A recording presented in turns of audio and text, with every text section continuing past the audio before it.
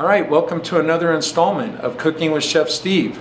I'm here with Chef Awad Dabeet of Dabeet's French-Italian Bistro.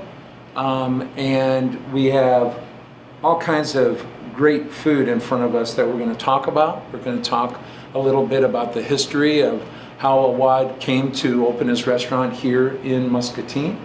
And we're going to talk about how we're going to tie in with the Muscatine Community College Culinary Department and have a wonderful partnership. How are you doing today? Good. It's great to see you. Good to see you. Tell us a little bit about what we have in front of us. Well, we start here with the salads. On our menu, I have about 4 or 5 different salads. This is a couple of them. Here it's a beet salad with oranges, walnuts, goat cheese, and the dressing is basically balsamic with a hint of orange in it. And this one is the wet salad with gorgonzola dressing and a little bit of oven dried tomatoes, parsley, and cracked black pepper. And then we'll start with some appetizers. We got the shrimp cocktail, crab cake, and then here we have some main courses. What type of spread is that? This one has avocado puree and then chipotle aioli, which is basically a mayo with chipotle. Oh, that's great. And what kind of breading do you have on that? A panko. Panko Just breading, panko. crisp it up a little bit more than looks great. regular breading. Yeah, looks wonderful. Yeah, and then here, our homemade burger.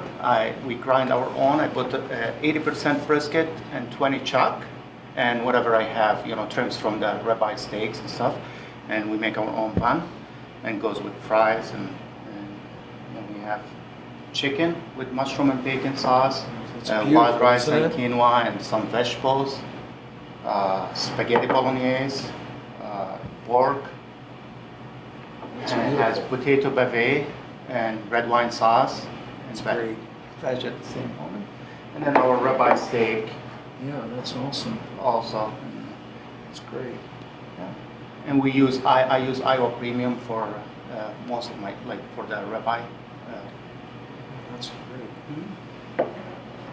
So, before you came back to Muscatine, give us a little idea of where you went to school and how you started out. How did you end up at Muscatine Community College? I came to Muscatine Community College in 1999. My uncle John Dabeet, he's a professor there, and he came over in the summer back home and asked me if he want to come to the States. I said, sure, why not? So I came here and I studied. I went to MCC for 2 years, and then I took Iowa Wesleyan the other 2 years through MCC. So I did most of my classes at the college here at the campus.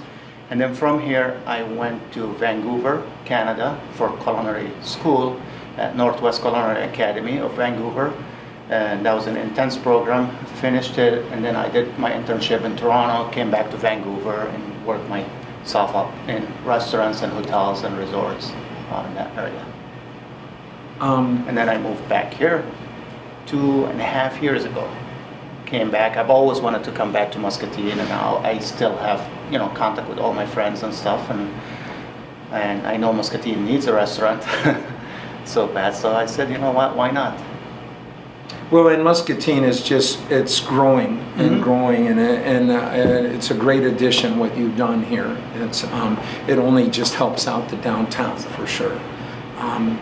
What I really like about what we have in front of us, and just talking, because I'm taking this from a culinary point of view, from an education point of view, is that if I almost wish we had a group of students around us, because we could talk about every dish and just talk about how everything looks and just the freshness of it, and the idea that who would have thought that you could have a restaurant and you just make your own bun for your sandwich, So many people think that that's not possible, but in this day and age, and what we have with the Food Network and everyone trying different things and being a little more aggressive in what they do in their own kitchen, it's just great that you can make your own bun, you can grind your own meat. We all can have our attachments on our KitchenAid mixer nowadays, where we can even do that at home. The fact that you're doing oven-dried tomatoes, and that is what we're trying to do at the Button Factory with the classes we're doing, with our Career Academy and our college students in our culinary program is to show them that this is all possible. We can spend, and I'm sure you did when you were at school, you could spend 2 weeks just talking about salads, you know, just talking about all the different greens that we have to use. The fact that beets are something that we can cook ourselves and we can pickle them. That none of this comes from a package, correct? Correct. I mean, it is basically all fresh. Look at the beautiful lettuce. I mean, 45 years ago there was wedge salad, but today wedge salad has gone to a different level. And making homemade dressings, making your own cocktail sauce, it's just has gone to a different level. Our demi-glaze and The all demi-glaze, sauces, exactly, and where we are giving that opportunity to our students, where they realize that we're not talking about a gravy, we're talking about a demi-glaze, and where does a demi-glaze come from? And spending 2 weeks, you know, and you have a stock back there, right? Now right? I have chicken stock. Yeah, You all have a my chicken soups stock. and sauces, everything. My Exactly. risotto, I cook it with chicken stock, so I make my own. I don't use the Right, powder. and that will just cook all day there Yeah. with the raft, and then you can have your consommé, you can have your stock, you Yeah. can make your sauces, and that is what we're trying to do. I think just to show that even in a environment like Muscatine, right, where people can appreciate the fine things about food, and they don't have to be so fancy, they don't have to be so intimidating. Correct. Correct. Where do you see yourself in the next few years? What are you thinking about doing with your menu, or what do you want to work with that you haven't worked with? Is there anything that? Well, each weekend I try to get what's special. So now that salmon is out in season, and usually I like to get just wild salmon. I don't get the farm. So it's between right now this time of the year, between now till September, salmon and halibut are in season. So I get them and I play with them a little bit. You know, you come up with different dishes. And in the winter, I try to do more like lamb and other dishes Right. for special. And that's another thing. Even though we are here in the Midwest, and we are not even in a large city in the Midwest, but a smaller town where you can still get product like halibut and wild-caught salmon that was just on the boat, just in the water 2 days ago. Isn't it Yeah. amazing that you don't have to be in Chicago or New York We have excellent small suppliers out in the Quad Cities. Right, Midwest Seafood. Midwest Seafood is one of them. King Food is another. And you know, like this year I haven't got the halibut yet from him, but I got a whole halibut with the bones and everything, deboned it myself. You know, you make a soup, sauces out of the stock, and you know, that's cooking. Right, Yeah. right.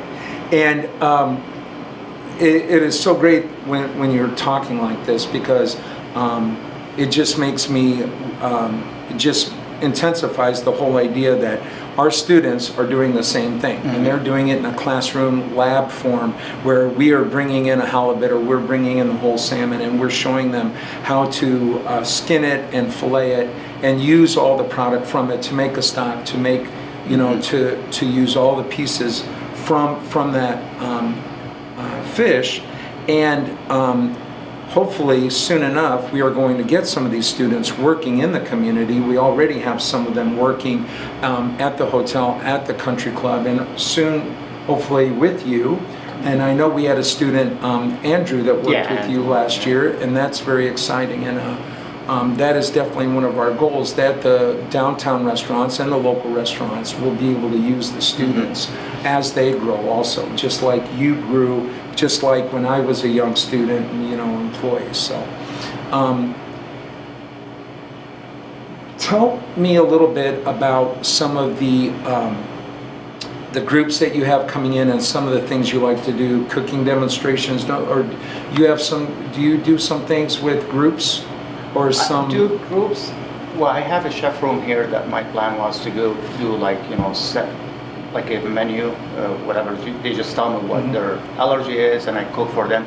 I had a couple of them that already did that, but it's hard to find, you know, people.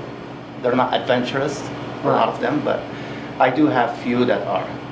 But you do have Han that will come in Yeah, the we back do room have or all steel. Tonight I have Bridgestone. I have 15 people. Bridgestone in the back room, all steel.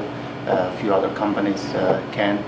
Well, that's great. Do they give you a little creative space to do some things, or do they usually pick the menu, or do they just They say? usually pick what they want out of the menu, Mhm. and we do like a smaller menu for them for a big group, so that way, it's not all a la carte. Well, that's great. Yeah. And if I have special that week, I'll tell them what my plans are, and they say yes or no on it, and we add it on their menu. Well, that's great. I know it is so interesting because it seemed like when I started in the business, there was more of a narrow percentage of people that felt like they could come to a nice restaurant. And today, in today's age, everyone enjoys going out to eat. Would you agree?